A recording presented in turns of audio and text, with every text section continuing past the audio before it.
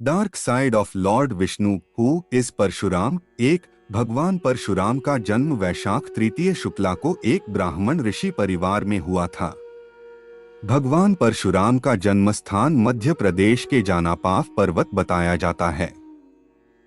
परशुराम के पिता का नाम जमदग्नि तथा इनकी माता का नाम रेणुका था। परशुराम श्री हरि विष्णु के छठे अवतार माने जाते हैं। परशुराम की कहानी। आखिर परशुराम कौन थे? इस प्रकार है कि परशुराम का जन्म एक ब्राह्मण परिवार में हुआ था। उनके पिता महर्षि भृगु के पुत्र महर्षि जमदग्नि और माता रेणुका थीं।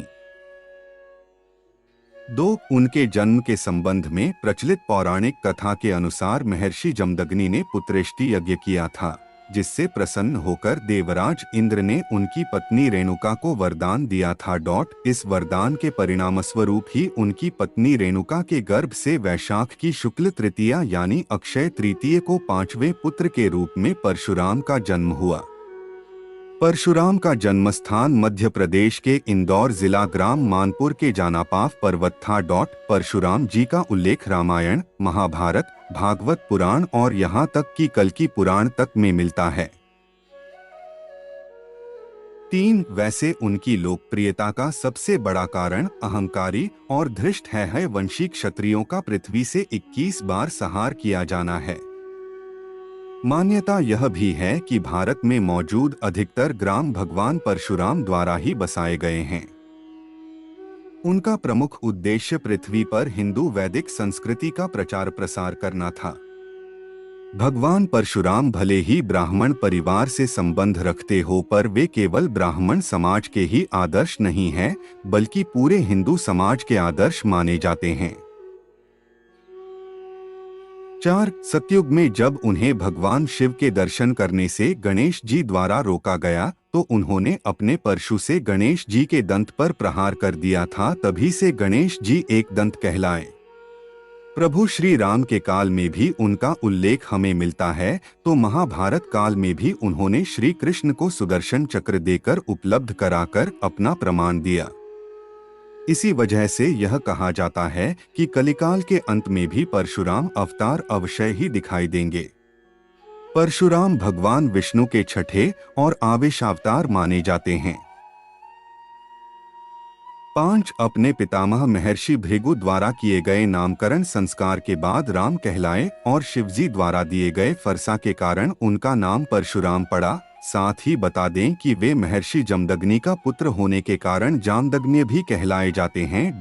परशुराम की प्रतिज्ञा। क्यों परशुराम ने क्षत्रियों का 21 बार संहार किया? प्रतिज्ञा से जुड़ी परशुराम कथा के अनुसार है वंश के क्षत्रिय राजा सहस्त्रार्जुन को अपनी शक्ति का बहुत घमंड हो गया था। 6. और इस घमंड के चलते उन्होंने ब्राह्मणों और ऋषिमुनियों पर अत्याचार करना शुरू कर दिया। ऐसे ही एक बार सहस्त्रार्जुन अपनी सेना लेकर भगवान परशुराम के पिता महर्षि जमदग्नि के आश्रम पहुंचा। महर्षि जमदग्नि ने सेना का खूब आदर सत्कार किया और अच्छे से खान पान की व्यवस्था भी की। महर्षि जमदग्नि ने आश्रम में मौजूद चमत्कारी कामधेनु गाय के दूध से समस्त सैनिकों की भूख को शांत किया। सहस्त्रार्जुन के मन में कामधेनु गाय के चमत्कार को देखकर उसे पाने का लालच पैदा आया। 7. अपने लालच के कारण उसने महर्षि से कामधेनु गाय को बलपूर्वक छीन लिया।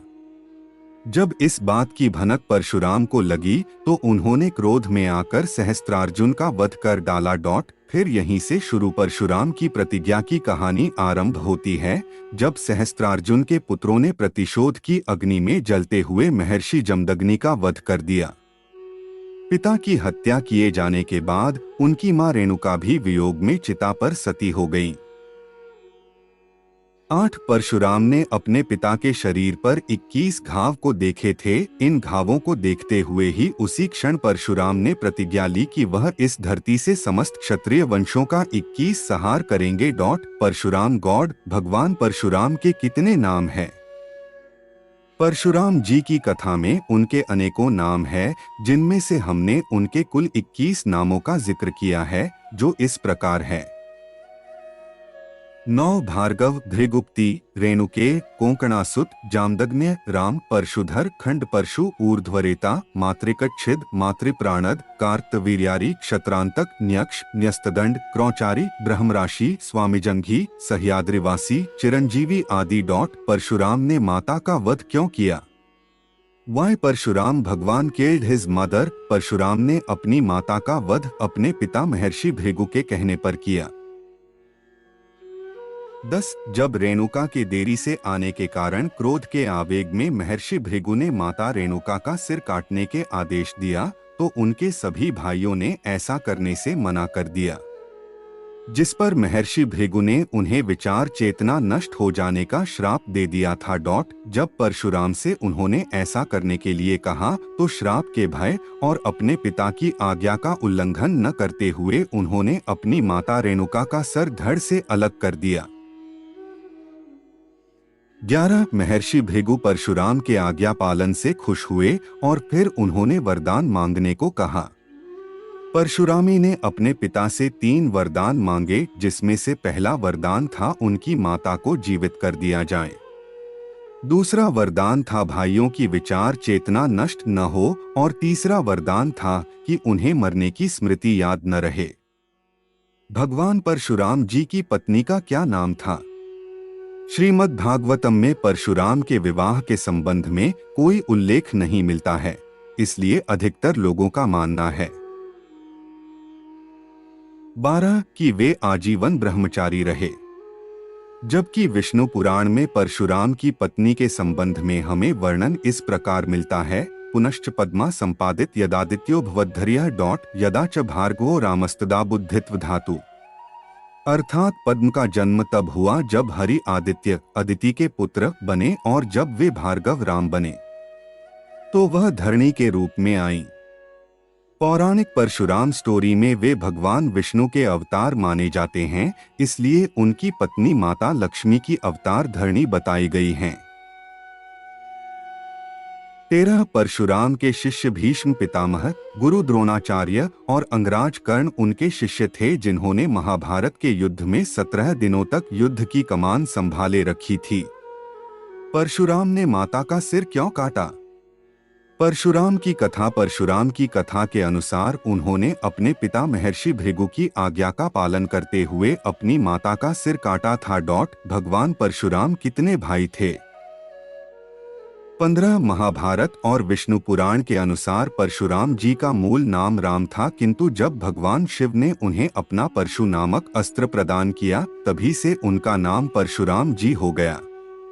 पितामह भृगु द्वारा संपन्न नामकरण संस्कार के अनंतर राम कहलाए।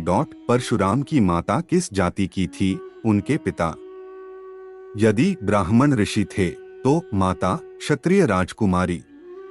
परशुराम वर्ण शंकर थे जिनकी एक निश्चित जाति नहीं थी। 30 अप्रैल 2019 भगवान परशुराम की पूजा क्यों नहीं होती? क्यों अन्य विष्णु अवतारों की तरह परशुराम की पूजा नहीं की जाती है?